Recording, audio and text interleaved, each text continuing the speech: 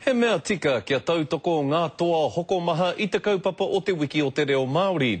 Kua whakairihia ake he ingoa reo Māori ki te taha o ngā kai, e rite tonu nei te hokona I roto I aua toa.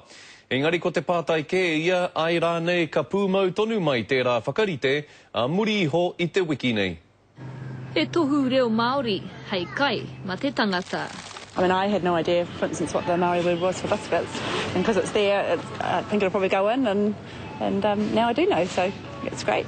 Ko te wā tuatahi tēnei kua tautokohia te kamupene tua hoko maha o Progressive I te wiki o te reo Māori. Kua whakairihia e nei kupu Māori ki roto I a rātou tua hurinua te motu, me te mihi atu a te taura whiri I te reo Māori. Rua ira rima miriona ngā tangata e haere ana ki o rātou toa hoko kai mo te wiki nei, mo te wiki o te reo Māori. Nō reira, koera te rahi o ngā tangata e aki ana a Progressives mo te reo Māori tonu.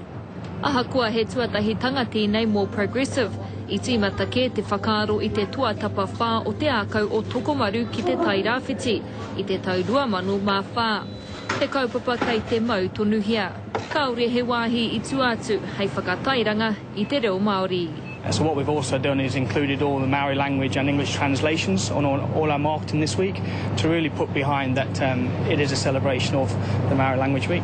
Koe nei te kai nui a te tangata, ia rā. Ki te mau tonu ngā tohu reo Māori nei, ka kaha ke atu te aro a te tangata ki te reo Māori. That would be a really easy way for people to learn, you know. If you don't know, it's right there for you. Doesn't seem to be a hassle to anybody, and it just might broaden people's understandings and just understanding each culture and the language and things like that, yeah. Not sure about that just yet, but we are going to be trying to do more and more, and that's what we're trying to commit to. Engari ko te pātai ke, mena kei te whakamahia ngā tohu nei. Bread, parawa. Word is biscuits, and I now know that the Maori word is pihikiti. Tērā te kōrero, nena kataia e ētahi, kataia e te katoa. Irina Smith, te karere.